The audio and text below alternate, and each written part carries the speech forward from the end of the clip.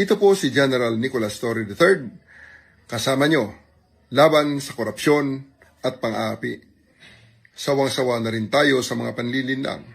Pag nakakita po kayo ng isang mali, isa lang, layas na. Sino ba ang nagtuturo ng kamalian? Walang iba. Pansinin ninyo. Sa matagal na panahon, para lang pabulaanan na ang isimbahang Katoliko ay tunay na iglesia, pilit nilang itinuturo si San Ignacio na nagtatag sa simbahang Katoliko. Si Cristo, si Ignacio. Iglesia Católica, si Ignacio. Pero iba naman yung pahayag ng mga The Revealers ng Iglesia ni Kristong kay Manalo. Sa taong 325 Anno Domini, na itatag. Sino ang nagtatag? Si Constantino daw. Ito kasi sa panahon ni Constantine, yun na yung magkasama na ang Iglesia Katolika at sila at ng imperyo nang sila ay bigyan na ng kalayaan ni Constantine. Kaya yan ang pagtatatag niyan. Kung 110 AD kay Ignacio, anong century yan? Second century na. Kung second century, totoo ang kanilang interpretasyon na panahon ni San Ignacio na itatag ang simbahang Katoliko. Ano itong sabi ng kanilang Pasugo Magazine? I have nothing against the fact that the Catholic Church, which exists to this day, could be traced back from the first century. Di daw nila matutulan ang katotohanan na ang Iglesia Katolika ay maipabalik sa unang siglo. Kung yun ang nakasulat sa kanilang Pasugo Magazine, unang siglo, maibalik ang Iglesia Katolika. Iba't nanindigan sila na sa taong 110 Anno Domini na itatag ni San Ignacio ang simbahang Katoliko. Kung nanindigan sila na ang simbahang Katoliko ay naitatag sa taong 110, ano itong nakasulat sa kanilang Pasugo Magazine? The Catholic Church, therefore, and I strongly assert this, exists not because it was founded. O yun pala ang panindigan nila. Yun pala ang paniniwala nila na ang Iglesia Katolika ay umiiral hindi dahil ito ay naitatag. Pero, balikan natin sila. Kailan daw naitatag? Sa panahon ni Emperador Constantino. Ito kasi sa panahon ni Constantine, yun na yung magkasama na ang Iglesia Katolika at sila at ng imperyo nang sila ay bigyan na ng kalayaan ni Constantine. Kaya yan ang pagtatatag niyan. Nagkontra-kontrahan ba o hindi? Anong mangyari pag may kontra-kontrahan? Napakaraming kontradiksyon. Kaya pag kontra-kontra, mali ang aral. Labag sa Biblia, kaya hindi po, eto tanong, hindi po, yan po ba ay masasabi nating tunay na relihiyon? Matatalino po kayo. Yon. Gamitin ninyo ang talino. Tulad ni General Torre. Di ba kayo nagsawa sa ano yon? Ito po si General Nicolas Torre III, kasama nyo, laban sa korupsyon at pang-aapi. Sawang-sawa na rin tayo sa mga panlilinlang. Sawang-sawa na tayo sa mga panlilinglang. Kung maalala ninyo, si General Torre ay tiniwalag sa Iglesia ni Kristong Tatag ni Felix Manalo. Dahil ayaw nitong, ayon kay General Marvel, ayaw ipatanggap yung bagong assignment ni General Torre. That's how the police, pagiging police.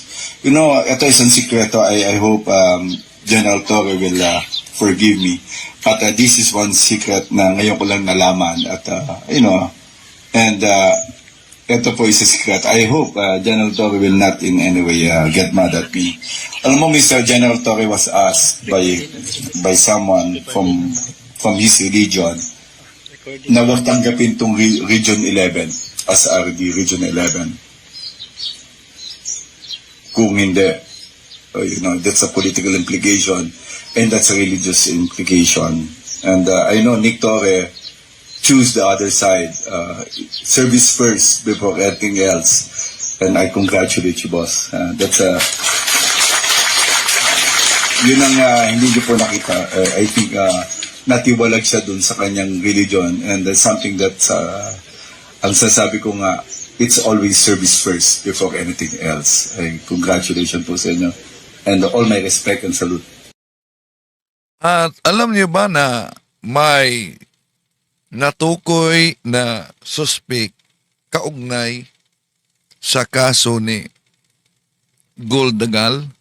Pakinayan natin ang pagtalakay ni Caborno. Ang lamig, no? Cool. Cool to.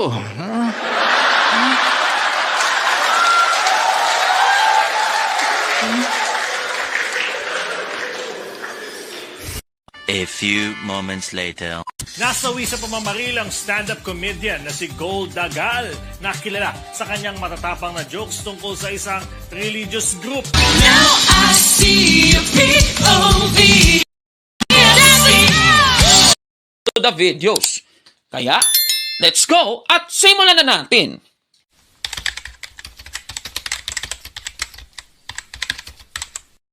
Magandang araw mga kabatid and welcome na naman sa isang bagong episode ng Factbusters PH. Babasahin muna natin ang Kawikaan 21:15. Ganito po ang mababasa natin. Kapag umiiral ang katarungan, natutuwa ang matwid, ngunit nalulungkot ang masama at may likong pag-iisip. Sa nabasa natin kung makakamit at kung iiral ang katarungan or justice, matutuwa po ang mga matwid, lalong-lalo na ang biktima ng mga hinihingan ng katarungan. Pero bago muna natin simulan ang ating episode ngayon, kung nagustuhan mo ang video na ito habang pinapanood mo at hindi ka pa nakasubscribe, i-click na po ang subscribe button at ang notification bell para updated po tayo sa ating mga susunod na videos. Sige, so sa ating episode ngayon, tatalakayin natin. Ito pong nangyari kay Gold Dagal. Isa na naman pong update ang ating ibibigay sa inyo. Kung hindi nyo po naalala si Gold Dagal, siya po ang may pahayag na panoorin natin. Kaya nagkaroon ako ng ex-girlfriend na taga-iglesia ni Cristo. May taga-iglesia ba tonight? Wala akong pake sa'yo. May mga mas okay naman na religion siya, pero may aircon sila eh. Diba? First time na nakaapak ako doon sa kapilya nila, mangha-mangha talaga ako na daming aircon eh. Binilang ko pa 1, 2, 3, 4, 5. Ang lamig, no? Cool. Cool to.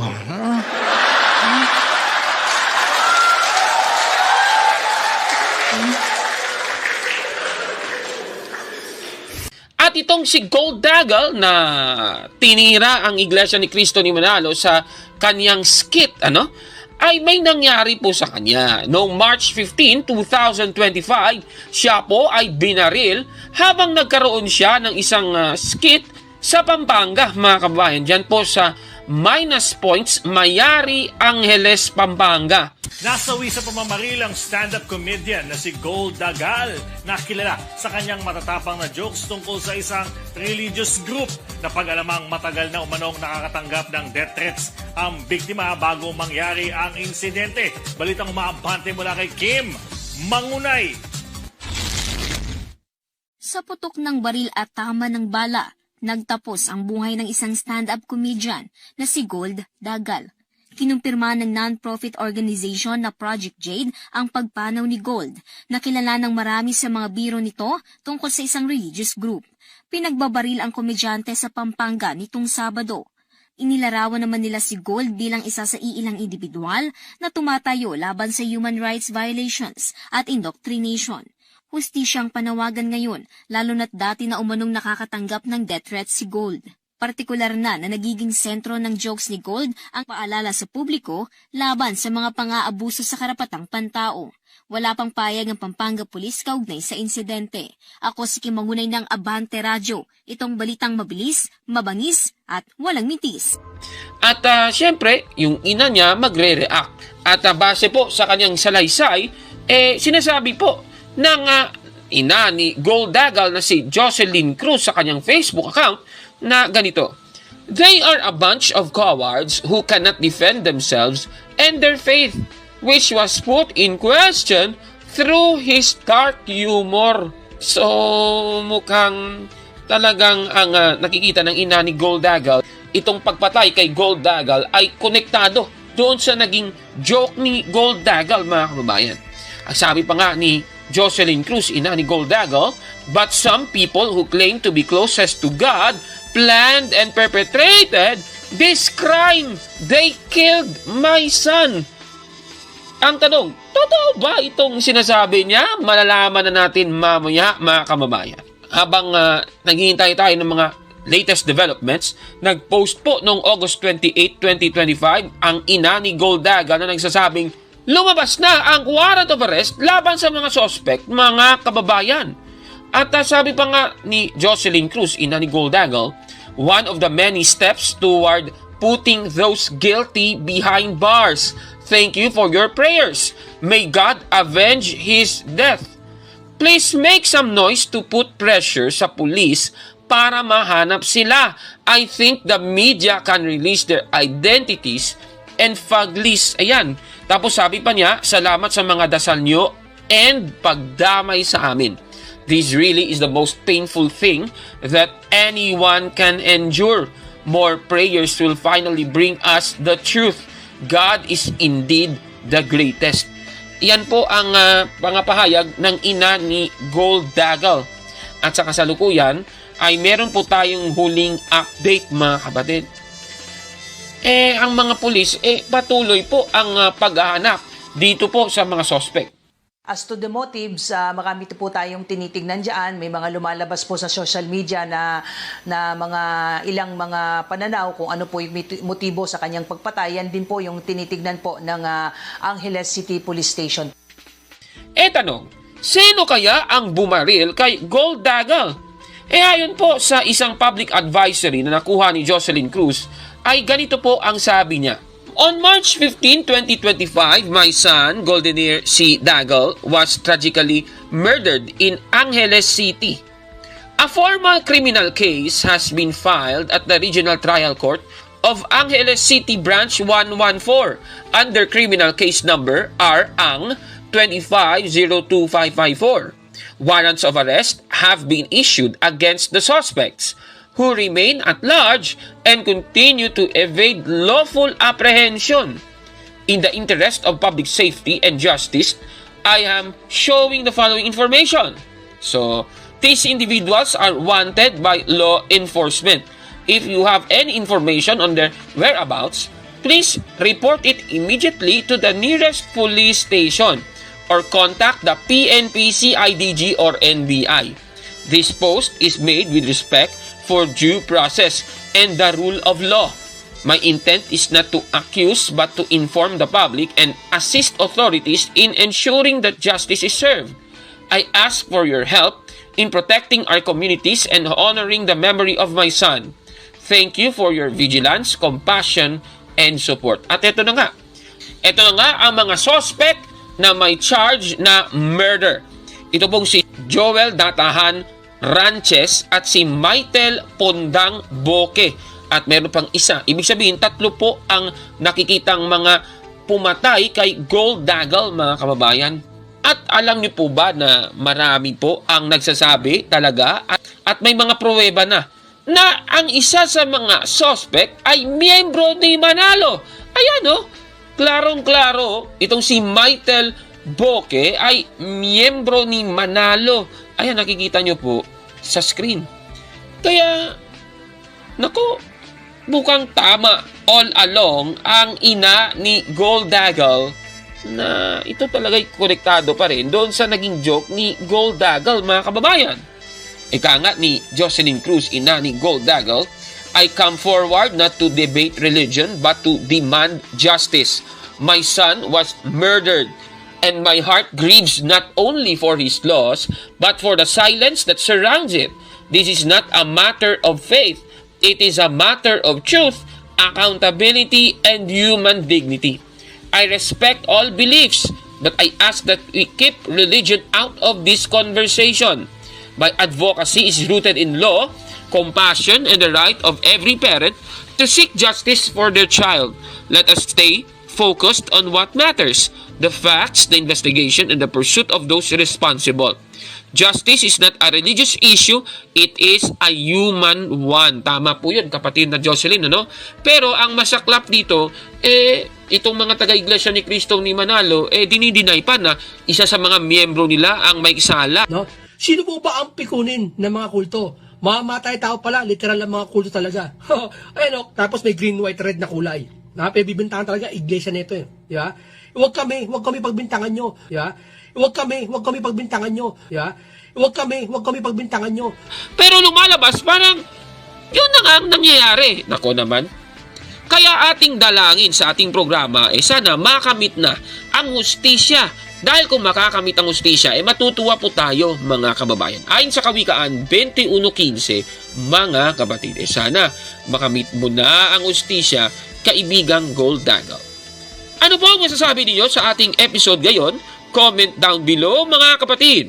At kung like mo ang video nito, i-smash ang like button at mag-subscribe sa ating YouTube channel, Factbusters PH. Kaya, huwag maniwala sa sabi-sabi. I-check muna kung fact nga talaga. Hanggang sa susunod na episode, ako po si Caborno. At ito ang Factbusters!